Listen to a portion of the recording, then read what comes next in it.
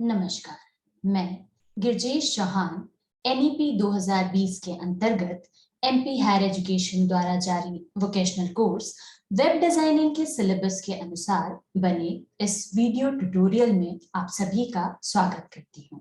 और आज हम देखने वाले हैं HTML फॉर्म्स। फॉर्म एक ऐसा इंटरफेस जिससे कि हम यूजर से डेटा इनपुट ले सकें। जैसा कि आप सब करते हैं, रजिस्ट्रेशन फॉर्म भरते हैं, किसी एग्जामिनेशन का फॉर्म भरते हैं, तो उसमें कई टेक्स्ट फील्ड्स होती हैं, कई ऑप्शंस होते हैं, like male and female sex वगैरह आप चूज करते हैं, देन आपकी सिटी चूज करते हैं। तो उस प्रकार के टूल्स हम भी अपने नोटपैड के द्वारा, अपने टेक्स्ट एडिटर के द्वारा बना सके इन एनी वेब पेज। तो आइए शुरुआत करते हैं। सबसे पहले मैं ओपन कर रही हूँ नोटपैड, देन HTML टैग। क्योंकि मेरे हेड में मैं कुछ भी नहीं चाहती तो मैं डायरेक्ट शुरुआत कर रही हूँ बॉडी से। सबसे पहला टैग यहाँ पे दे रही हूँ फॉर्म टैग। आप फॉर्म टैग नहीं भी देंगे तो भी जितने टूल्स आप बनाएंगे वो सब बन सकते हैं, लेकिन हम वोकेशनल कोर्स में हमारी स्किल्स जो है उनको बढ़ाना चाह रहे हैं। सोच रहे हैं कि नहीं, हमको वेब डिजाइनर बनना ही है, तो स्टैंडर्ड्स, मेथड्स, प्रोटोकॉल्स, हर वो चीज जो W3C world wide web consortium use करता है, हम कोशिश करेंगे कि वे सारी चीजें हम भी इम्प्लीमेंट करें। तो फॉर्म में एक्शन पेज देना होता है, एक एक्शन एट्रीब्यूट होता है जिसमें आप एक्शन में कोई पेज दे सकते हो। तो सबसे पहली चीज होती है कि इसके एक्शन में आप क्या देना चाहते हैं। इसका एक्शन पेज होता है कोई भी सर्वर साइड लैंग्वेज का page, like PHP, JSP, ASP, इन वाली फाइल्स का कोई भी एक्सटेंशन वाली फाइल होती जो कि इस फॉर्म में जितनी इनपुट्स हैं उसको हैंडल कर रहा होता है। लाइक उन इनपुट्स को वो डेटाबेस में डाल रहा होता, या लाइक मैंने फर्स्ट नेम गिरजेश से साइन अप किया है, तो जैसे ही मैं नेक्स्ट पेज पे पहुंचती मुझे वेलकम गिरजेश दिखता, एंड वहीं अगर मैं कोई और नाम डालती तो वो नाम मुझे दिखता। Then method equals to get या पोस्ट। तो अगली चीज होती है कि मेथड में आप मेथड डालें कि भाई क्या मेथड रहेगा। एक और एट्रीब्यूट होता है टाइप, जो एनकोडिंग के लिए यूज होता है। तो सबसे पहली चीज कि हमने फॉर्म टैग की शुरुआत करी, उसके बाद आप यहाँ पे अब जो भी लिखना चाहते हैं, लाइक पैराग्राफ में मैं एक लेबल चाहती थी, और वो लेबल है like enter your name. Then ये लेबल क्लोज हुई और फिर शुरू हुआ कि भाई मुझे एक टेक्स्ट फील्ड चाहिए, तो उसके लिए टैग होता है इनपुट, और इनपुट में टाइप इक्वल्स टू टेक्स्ट दिया हमने। तो input type equals to text. देखते हैं कि इससे होता क्या है। तो ये पैराग्राफ मैंने यहीं क्लोज किया, बॉडी क्लोज करी, /HTML किया, प्रोग्राम को सेव किया, D ड्राइव में वोकेशनल ट्यूटोरियल के अंदर मान लीजिए फाइल नेम रखा मैंने form.html, सेव किया। देन मैं पहुंची किसी भी वेब ब्राउजर पे और वहां Ctrl+O मतलब कि ओपन फाइल करी मैंने। D ड्राइव में मेरा जो फोल्डर है वहां पहुंची और वहां से चलाया form.html। तो ये देखें, एंटर योर नेम और उसके आगे एक टेक्स्ट फील्ड आ गई है। तो लेबल में मैंने लिखा टेक्स्ट। जरूरी नहीं कि ये टेक्स्ट आप लेबल में ही लिखें, आप बिना लेबल के लिखते तो भी वो यही दिखता। एक्चुअली नोटपैड को छोड़ के बाकी जितने भी टेक्स्ट एडिटर्स जो थोड़ा आप एडवांस उन पे जाएंगे तो आपको यहाँ से कई चीजें ऐसी मिलती हैं जो ड्रॉप डाउन कर लेते हैं आप। तो वहीं लेबल कंट्रोल होता है, वहीं टेक्स्ट फील्ड कंट्रोल्स होते हैं, तो हम उन्हें ड्रैग एंड ड्रॉप कर लेते हैं बजाय कि खुद लिखने के। तो वहां पे लेबल हमें मिल ही जाती है। आप चाहें तो टेस्ट कर सकते हैं कि बिना लेबल के, लाइक मैं काम कर रही हूँ एंटर योर पासवर्ड। अब पासवर्ड मैंने एक पैराग्राफ में सिंपली लिखा और फिर दे दिया इनपुट टाइप टेक्स्ट, सेव किया, यहाँ पहुंची F5 दिया। तो यहाँ देखें, मैं थोड़ा सा इसको बड़ा कर देती हूँ, एंटर योर नेम वो डाला मैंने, एंड एंटर योर पासवर्ड, तो मैंने डाला ये। लेकिन अब समझ आया कि नहीं भाई, पासवर्ड एक ऐसी चीज है जो यूजर को दिखनी नहीं थी, लाइक मेरे अगल बगल कोई होता वो मेरा पासवर्ड ना देखे, तो इसलिए input type equals to text की जगह हम देंगे input type equals to password. And अब देखें name and then password. Next है, चलिए एक दो पैराग्राफ्स और बना लेते हैं हम। लाइक मैं चाहती थी कि मैं यूजर से उसकी सिटी लूं, तो मैंने दिया एंटर योर सिटी। अब सिटी में मैं चाहूंगी कि कोई इनपुट फील्ड ना हो, बल्कि एक ड्रॉप डाउन लिस्ट बॉक्स आ जाए। तो उसके लिए टैग होता है सेलेक्ट। तो आप सेलेक्ट और स्लैश सेलेक्ट के बीच में अपना काम करेंगे। जैसे कि ऑर्डर्ड लिस्ट या अनऑर्डर्ड लिस्ट बनती है ओएल टैग से, क्लोज होती है स्लैश ओएल से, और बीच में जितने लिस्ट आइटम्स होते हैं उनको कहा जाता है एलआई। बिल्कुल वैसे ही जब आपको एक ड्रॉप डाउन लिस्ट बॉक्स बनाना है, तो शुरुआत होती है, अंत होता है सेलेक्ट से, एवं बीच में जितने ऑप्शन होते हैं उनके लिए टैग होता है ऑप्शन। तो यदि मुझे एक ऑप्शन देना था इस सिटी का, तो मैंने ये दिया। देन जितने ऑप्शंस देने हैं आप सारे ऑफ कोर्स एंटर मार के या जैसे भी आप चाहें यही दे सकते हैं। लाइक मैंने दिया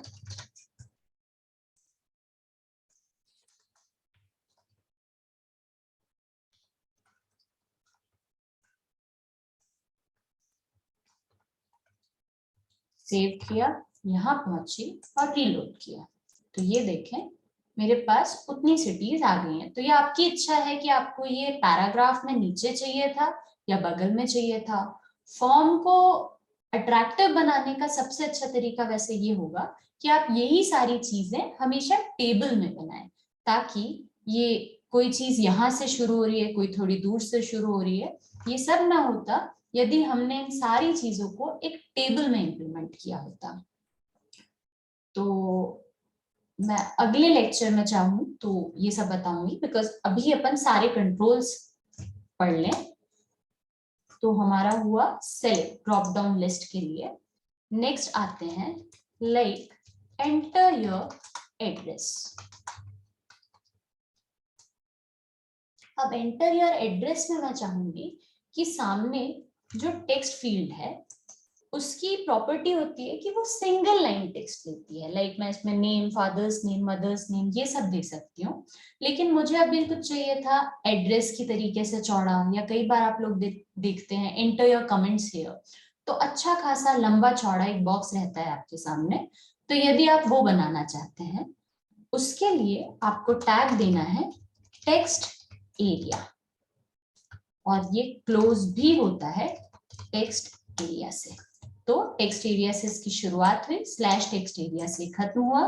फिर यदि ये पैराग्राफ ही खत्म हुआ तो मैंने किया slash P, save and then reload. तो यहाँ देखें एंटर योर एड्रेस आया। ये जो टेक्स्ट एरिया है ये मल्टी लाइन टेक्स्ट को सपोर्ट करता है, मतलब आप इसके अंदर कुछ लिखने के बाद एंटर भी कर सकते हैं। अब जो टेक्स्ट एरियाज होते हैं, अब जो ब्राउजर्स होते हैं, वो आपको फैसिलिटी देते हैं कि आप इन टेक्स्ट एरियाज को ऐसे यहाँ से ड्रैग करके बढ़ा ही सकते हैं।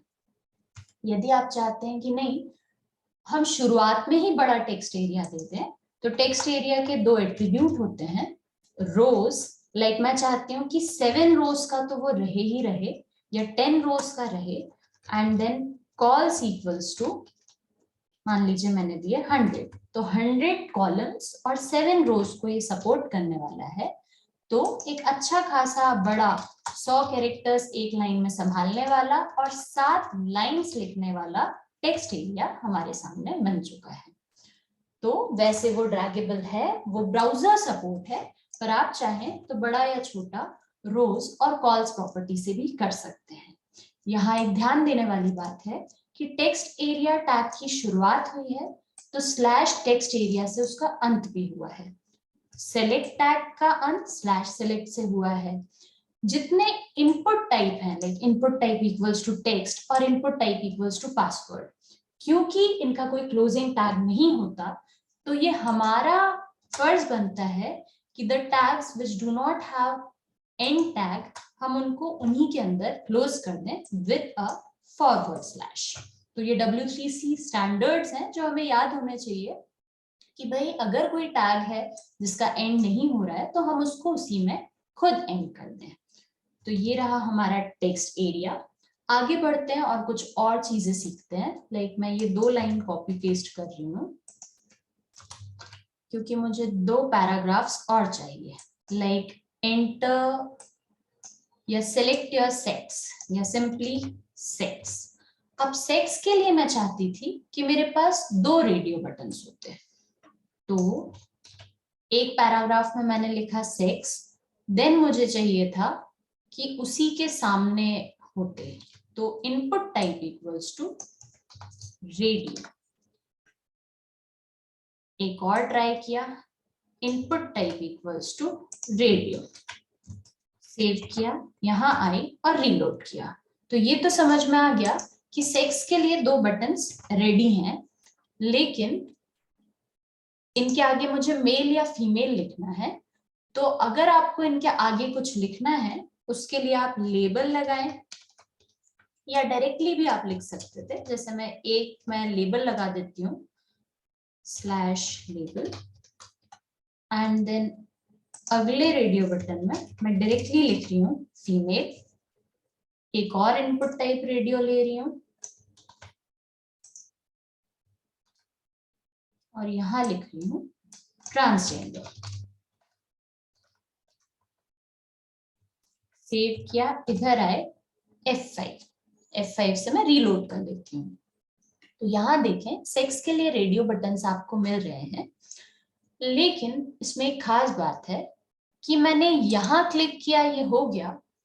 अब रेडियो बटन का अगर मैं सही डिफरेंस पूछूं तो रेडियो बटन का मतलब होता है कि ये आपको मल्टीपल ऑप्शंस में से एक ऑप्शन सेलेक्ट करने देता है। और वहीं मैं अगर बात करूं चेक बॉक्सेस की, तो चेक बॉक्सेस में आप मल्टीपल, जब आपके पास इनपुट्स होते हैं, लाइक हॉबीज में होता है सिंगिंग, डांसिंग एंड रीडिंग, तो शायद मैं तीनों पे टिक लगा चुकी होती। लेकिन सेक्स जैसे क्वेश्चंस में जहां पे मैं सिंगल आउटपुट ही देना चाहूंगी, पर ध्यान दीजिएगा यहां तो मैंने तीनों सेलेक्ट कर दिए।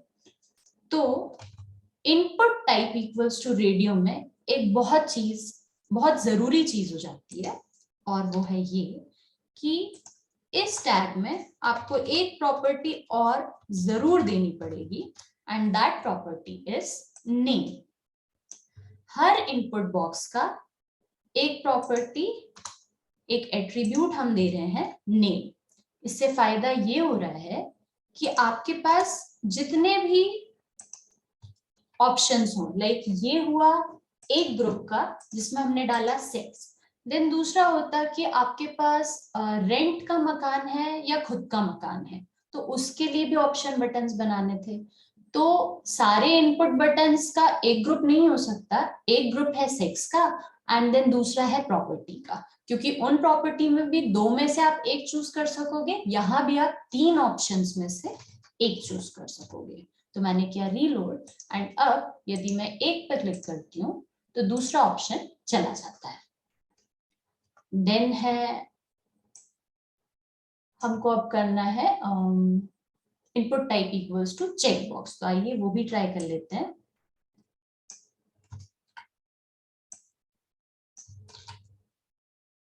यहां मैं डाल रही हूँ लाइक हॉबीज। अब हॉबीज में इनपुट टाइप इक्वल्स टू हमने दिया चेक बॉक्स। नेम एक ऐसी प्रॉपर्टी है जो एक्चुअली हर जितने भी टूल्स हमने यहाँ बनाए, whether it is input type text, input type password, select, इन सभी में एक प्रॉपर्टी होनी चाहिए नेम। बिकॉज जब हम फॉर्म का एक्शन पेज देते हैं तो उस एक्शन पेज पे जिसके थ्रू इनकी वैल्यूज पहुंचती है वो प्रॉपर्टी नेम ही है। लाइक टेक्स्ट एरिया में भी हम नेम देते, like name equals to address, तो जो एक्शन पेज है वहां पे एड्रेस का पोस्ट या गेट वेरिएबल पहुंचा होता। तो नेम एक प्रॉपर्टी है जो सब में होनी चाहिए। हमें अभी इसकी आवश्यकता इसलिए नहीं है बिकॉज हम कहीं पे भी अपना डेटा पोस्ट नहीं कर रहे हैं, सिर्फ रेडियो बटन्स में हमने नेम प्रॉपर्टी देखी, क्योंकि अगर वहां आप नेम नहीं देंगे तो वो लोग एक ग्रुप के नहीं बनेंगे, और एक ग्रुप के नहीं बनेंगे तो मल्टीपल ऑप्शन सेलेक्ट हो जाएंगे। पर हम चाहते हैं कि इस ग्रुप में से कोई एक ही ऑप्शन सेलेक्ट हो, तो उसके लिए आपको ये प्रॉपर्टी देना आवश्यक हो गया था। फिलहाल मैं दे रही हूँ input type equals to check box, और यदि मैंने यहाँ पे डाला ये, एंड देन मान लीजिए इस जगह पे मैंने कुछ हॉबीज लिख दी, जैसे कि singing, reading and dancing. Save किया, यहाँ आके F5 दबाया, तो यहाँ देखिए हमारे पास चेक बॉक्सेस बन चुके हैं, और ये है रेडियो बटन। तो मेन डिफरेंस ही रेडियो बटन और चेक बॉक्स में ये है कि रेडियो बटन मल्टीपल इनपुट में से कोई एक सेलेक्ट करता है, और वहीं चेक बॉक्स मल्टीपल इनपुट्स भी सेलेक्ट कर सकता है। तो ये हुआ check box. Drop down list हम देख चुके हैं ऑलरेडी। आई थिंक अब हमें सीखना चाहिए बटन बनाना। तो आते हैं नेक्स्ट पैराग्राफ पे, और यहाँ पे input type equals to submit. Save किया मैंने, यहाँ आए, रीलोड किया। अगर मैं कोई टैग में गड़बड़ करती हूँ, जैसे कि मेरा ये टेक्स्ट यहाँ दिख रहा है, तो अब इस चीज को समझें कि ऐसा हमने क्या किया होगा। ये अभी तक टैग मार्क ही नहीं हुआ क्योंकि एंगल ब्रैकेट मैंने शुरू ही नहीं किया। अब F5 दबाया तो सबमिट बटन बन चुका है। इस सबमिट बटन को दबाते ही यहाँ पे जितनी वैल्यूज डली हैं अपने अपने नेम के हिसाब से ये हमारे एक्शन पेज पे पोस्ट हो सकती थी। तो एक चीज हुई ये। देन एक और बटन हो सकता है, and that button is like मैं चाहती हूँ कि थोड़ी देर बाद एक और बटन आता, input type equals to reset. तो रीसेट बटन एक काम की चीज होती भी है, और अब W3C स्टैंडर्ड्स में भी कई जगह या आप कई वेबसाइट्स पे देखेंगे वहां लिखा मिलेगा आपको कि रीसेट एक ऐसा बटन है जो आपको यूज नहीं करना चाहिए, बिकॉज अगर ये गलती से दब गया तो आपकी जितनी फील्ड्स भरी हुई थी वो सभी क्लियर हो जाती है। पर एक बार इसे हम देख जरूर लेते हैं। लाइक मैंने रीलोड किया तो मेरे पास एक रीसेट बटन भी है। मैंने नाम डाल दिया, पासवर्ड डाल दिया, सिटी चुन ली थी चेन्नई, एंड फीमेल चुन लिया था, फिर दबाया रीसेट बटन। तो जैसे ही मैंने रीसेट बटन दबाया, जितना टेक्स्ट इस फॉर्म में मैंने फिल किया था वो सभी पूर्ण क्लियर हो चुका है, क्योंकि ये सारी चीजें एक फॉर्म टैग से शुरू हो रही थी और स्लैश फॉर्म पे खत्म हो रही हैं। तो इनके बीच की जगह इस रीसेट बटन का स्कोप है ये फॉर्म। तो जितनी भी चीजें इस फॉर्म में होंगी वो सब ये रीसेट कर सकता है। अगर इसी वेब पेज में कोई दूसरा फॉर्म होता तो उसका रीसेट बटन सिर्फ उस फॉर्म तक ही अपना स्कोप रखता, और आप बटन दबाते तो उतना वो क्लियर कर देता।